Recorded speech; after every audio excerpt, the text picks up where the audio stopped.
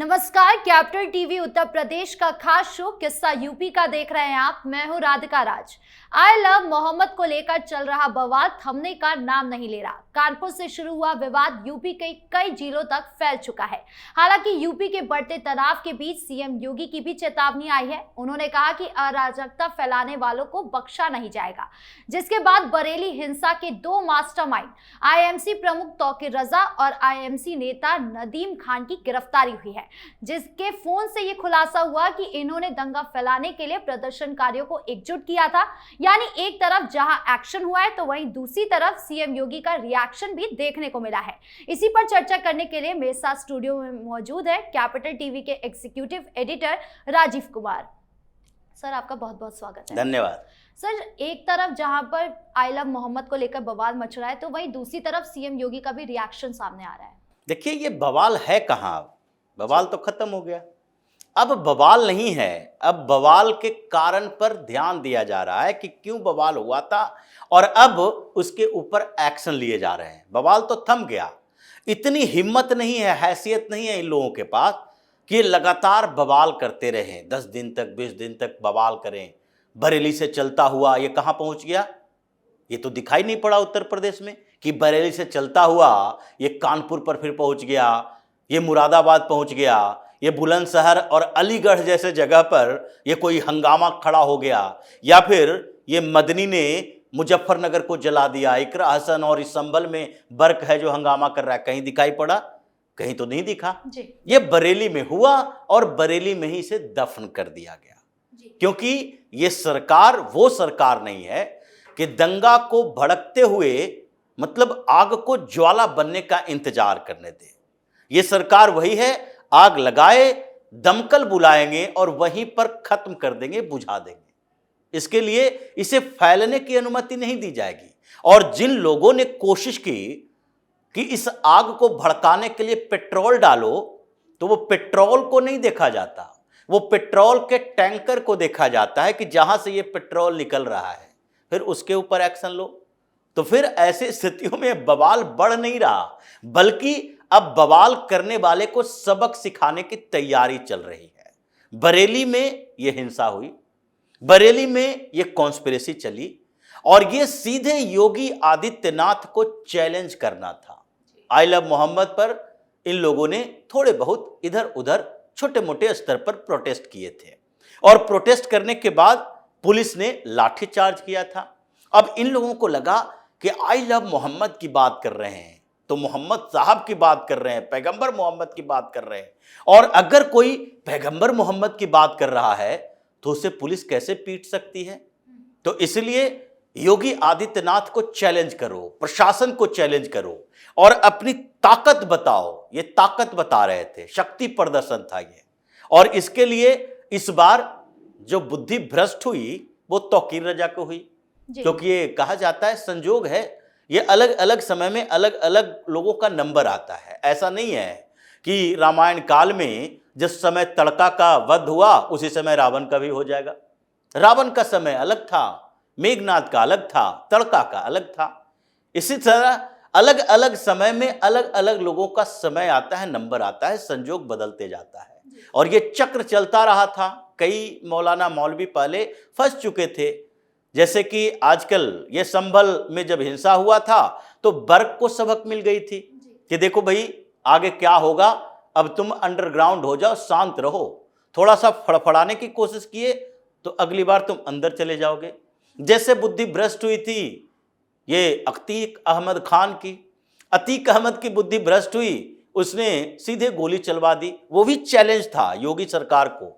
वो कह रहे थे कि देखो तुम हमको जेल के अंदर रखोगे, तुम हमें जेल के अंदर रखोगे तो हम खुलेआम तुम्हारे प्रशासन को चैलेंज करेंगे, हम गोली चलाएंगे। और उमेश पाल के ये गवाह, उन लोगों को गोलियों से छलनी कर दी गई। तो ये जो तरीके अपनाए गए वो चैलेंज करने वाले थे कि जो बार बार कहा जाता है लॉ एंड ऑर्डर बेहतरीन हो गया है, योगी एक अच्छे कड़क प्रशासक हैं, वो किसी को बर्दाश्त नहीं कर सकते, लॉ एंड ऑर्डर के साथ कोई छेड़छाड़ नहीं कर सकता, तो हम चैलेंज करते हैं।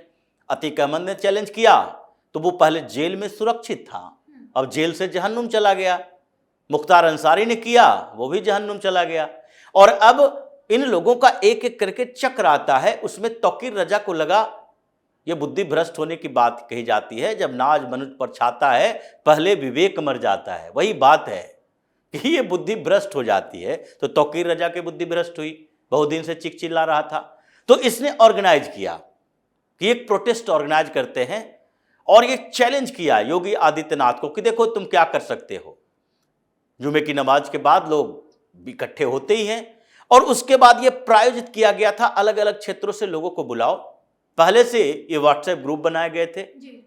और उसके बाद इन लोगों को इकट्ठा होने के बाद ये तौकीर रजा का ऑन रिकॉर्ड स्टेटमेंट है जो जहर उगल रहा था कि हमें इस शहर की व्यवस्था को बिगाड़ना है, माहौल खराब करना है, उसके लिए पुलिस की हत्या करनी पड़े तो उसकी भी हत्या करो। ये चैलेंज करने का तरीका है लोगों का। संभल में यही किया था कि माहौल बिगाड़ना है। माहौल बिगाड़ना क्यों है? क्योंकि माहौल बिगाड़ोगे तो ये जामा मस्जिद का जो सर्वे है वो रुक जाएगा। माहौल नहीं बिगाड़ोगे तो सुप्रीम कोर्ट संज्ञान नहीं लेगा, और सुप्रीम कोर्ट संज्ञान नहीं लेगा तो ये फिर ये जो सर्वे चल रहा है एसआई का, वो सर्वे आगे सबूत में तब्दील हो जाएगा। फिर इस मस्जिद पर भी दावेदारी बढ़ जाएगी हिंदुओं की। ये कुएं खोद कर निकाल लेंगे, मूर्तियां देखे जाएंगे। तो इसलिए क्या करो, बवाल पैदा करो, हंगामा कर दो। अब इतना ज्यादा हंगामा करोगे तो उसके बाद क्या होगा? उसके बाद सुप्रीम कोर्ट को संज्ञान लेना पड़ेगा कि देखिए हिंसा भड़क रहा है संभल में, तो सुप्रीम कोर्ट स्टे लगा देगा। सर्वे पर स्टे लग गया, फिर ये शांत हो गए। ये मोडस ऑपरेंडी है जिसको कहते काम करने का एक तरीका, ये साजिश करने का तरीका। यही सीए के खिलाफ किया गया था कि सीए पर क्या होगा, पूरे देश में हिंसा कर दिए, आंदोलन किए, कोई फर्क नहीं पड़ रहा सरकार को, कोई फर्क ही नहीं है। क्योंकि सरकार को पता है कि ये जो हिंसा करने वाले हैं कौन है, ये मुस्लिम है, ये मुसलमान हिंसा कर रहा है, हंगामा कर रहा है, और भारतीय जनता पार्टी को इसकी वोट नहीं मिलते, ये वोट देने वाले लोग नहीं है। तो इसके ऊपर पॉलिटिकल प्रेशर कैसे पड़ेगा? कोई दबाव नहीं पड़ा। तो इन लोगों ने क्या किया कि अब तो देश की व्यवस्था से काम नहीं चलेगा, अंतरराष्ट्रीय स्तर पर एक प्रेशर क्रिएट करो, एक प्रेशर बनाओ और वर्ल्ड मीडिया को अट्रैक्ट करो कि देश में, यानी कि भारत के अंदर कैसे चल रहा है, मुसलमानों को प्रताड़ित किया जा रहा है। दिल्ली में उस समय एक समय निर्धारित किया गया जब उस समय के राष्ट्रपति अमेरिका का डोनाल्ड ट्रंप, अभी भी वही है लेकिन बीच में चला गया था, अब फिर ज्यादा आक्रामक हो गया है, तो वो आया और उस समय इन लोगों ने दिल्ली में दंगा करवा दी कि पूरी दुनिया के मीडिया की नजर पड़े। लेकिन अभी भी ये 5 साल से शर्जील इमाम और उमर खालिद जेल के अंदर है, बेल के लिए तड़प रहा है। ये उसकी भी बुद्धि भ्रष्ट हुई थी, बढ़िया पॉलिटिकल एक्टिविज्म कर रहा था। अब तौकीर रजा की बात है कि यहां वही तरीके अपनाए गए कि बरेली का माहौल खराब करो और सरकार पर दबाव बनाओ कि सरकार माफी मांगने के लिए तैयार हो जाए। पुलिस की तरफ से माफीनामा आया कि नहीं हम लोगों ने गलत कर दिया, आई लव मोहम्मद के अभियान को रोकने के लिए हम लोगों ने लाठियां चलाई, ये हमारी गलती थी, माफ कर दो। ये माफी वाली सरकार नहीं है, ये सरकार फन कुचलने वाली है। इसलिए तौकीर रजा ने प्रेशर बनाने की कोशिश की कि माहौल खराब करो, लोगों को बुलाया, भाषण दिया, और भाषण के बाद क्या, ये वही इसके जो नारे होते हैं, ये गुस्ताखे नबी एक ही सजा, सरतन से जुदा, और फिर ये नारा है तकबीर, अल्लाह अकबर।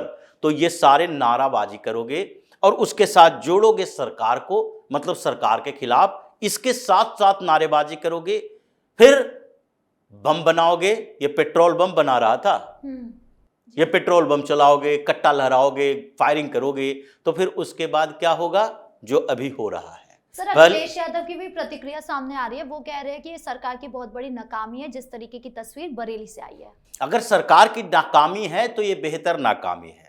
अखिलेश यादव की कामयाबी हमें पचने वाला नहीं है। अखिलेश यादव की कामयाबी क्या होती है? जब राम मंदिर निर्माण के समय बाबरी मस्जिद विध्वंस में कार सेवकों पर गोली चला दो, ये सरकार की कामयाबी है। जब मुजफ्फरनगर में दंगा हो, हिंदुओं को पकड़ के जेल में डालो, ये सरकार की कामयाबी है। सरकार की कामयाबी का परिभाषा इन लोगों के मन में यही है कि हिंदुओं पर अत्याचार करो, मुसलमानों को संरक्षित रखो और ऐसे समय में अखिलेश की सरकार होती तो क्या करता? ये पुलिस वाले हाथ जोड़कर खड़े हो जाते और कहते भाई माफ कर दो, तौकीर रजा से अपील करवाते और शांति व्यवस्था कायम हो जाती, जैसे ममता बनर्जी करवाती है। उसके यहाँ दंगाई निकलते हैं, पुलिस सरेंडर कर देती है, 2-4-10 पुलिस वाले पिटते हैं, बेचारे पिट कर चले जाते हैं और फिर उसका गुस्सा शांत हो जाता है, वो अपने अपने घरों को चले जाते हैं। यहाँ गुस्सा शांत करने का तरीका अलग है। यहाँ तौकीर रजा को अरेस्ट किया गया इसलिए, और इसके खिलाफ जो लगाया जाने वाला है, जो अभी एक्ट, ये गुंडा एक्ट, गैंगस्टर एक्ट तो लगेगा ही। ऐसा लग रहा है कि उत्तर प्रदेश की सरकार यूएपीए में भी इसको अंदर करने वाली है, एनएसए भी लगाने वाली है। मतलब जमानत के लिए तुम कोर्ट ही नहीं जा पाओगे, 2 साल तक डिटेन करके रखेंगे। सारी ये जहरीला तकरीर जो है, अंदर का जहर बाहर आ जाएगा। उसके बाद भी शांति से बाहर आने के साथ रहना चाहते हो तो ठीक है, और नहीं तो उसके बाद स्थितियां और बदलेगी। इसलिए पहले तौकीर रजा को पकड़ा गया, फिर नदीम को पकड़ा गया, और अब ये तौकीर रजा नदीम ऐसे लोग तो प्रोवोक करने वाले लोग हैं, और जो प्रोवोक करने के बाद हाथ में हथियार लेकर निकलता है उसकी संख्या तो अभी और बढ़ती जाएगी। 500 से ज्यादा तो संख्या थी ये संभल वाले में, इसमें तो 1000 की संख्या होगी, क्योंकि यहां पर पहले से अलर्ट जारी था। संभल में तो जारी भी नहीं हुआ था, यहां तो पहले से अलर्ट था, इसलिए मस्जिद के आसपास ड्रोन थे, उसके भी फुटेज है। इस समय चारों तरफ सीसीटीवी कैमरा लगा दिया गया था, और पुलिस वाले भी अपने अपने मोबाइल को ऑन करके रखे हुए थे कि ये दंगा तो भड़कना है, ये हंगामा तो करेगा। इसलिए सबके चेहरे हैं, जो लोग तख्तियों के साथ ये बम लेकर चल रहा था, सबके चेहरे हैं। 3000 से ज्यादा एफआईआर हो चुकी है। 3000 से ज्यादा एफआईआर हो चुकी है। अब इन लोगों को पता चलेगा कि उत्तर प्रदेश में इस तरह से ये गजवा हिंद के नाम पर इन बेवकूफ़ों को और बेवकूफ़ बनाने की सजा क्या होती है। इसलिए तौकीर रजा तो लगभग 48 घंटा हुआ होगा, 48-72 घंटा, इतने में ही इसकी हेकड़ी निकलने लगी। लगने लगा कि अब हम कहाँ फंस गए हैं, अब बाहर जा भी पाएंगे कि नहीं पता नहीं है। लेकिन बरेली में जो इन लोगों को लगा था कि बरेली शहर जहां 60 से 70% मुसलमान है, अब इन लोगों को समझ में आएगा कि तुम अगर किसी जगह पर 90% भी हो गए और तुम उसको इस्लामिक किलेबंदी में तब्दील करना चाहोगे तो अभी की व्यवस्था में नहीं होगी। तुम 100% मुस्लिम आबादी वाले क्षेत्र में भी बसे हो तो भी भारत के अंदर हो, पाकिस्तान के अंदर नहीं हो। इसलिए इस्लामिक किलेबंदी के नाम पर उपद्रव खत्म करो, और नहीं तो फिर ऐसे ही अभी तौकीर रजा है, कल कोई और रजा होगा, परसों फिर मदनी होगा, फिर रिजवी होगा, ऐसे संख्या बढ़ती जाएगी और कर कुछ नहीं पाओगे। जी, इस मुद्दे पर ज्यादा जानकारियों के लिए आपका बहुत बहुत धन्यवाद। धन्यवाद। तो जिस तरह से आई लव का ट्रेंड न केवल प्रदेश में बल्कि पूरे देश भर में देखने को मिला, यूपी की बात की जाए तो स्थिति की नियंत्रण रखने के लिए अलग अलग जिले में अलर्ट मोड जारी कर दिया है, खासकर संभल जैसे संवेदनशील इलाके में। खैर, अब इस मामले में सीएम योगी का अगला कदम क्या होगा, ये देखने वाली बात होगी। आपको क्या लगता है कमेंट बॉक्स में जरूर बताएं। वीडियो को लाइक करें, शेयर करें और चैनल को सब्सक्राइब करना ना भूलें। धन्यवाद।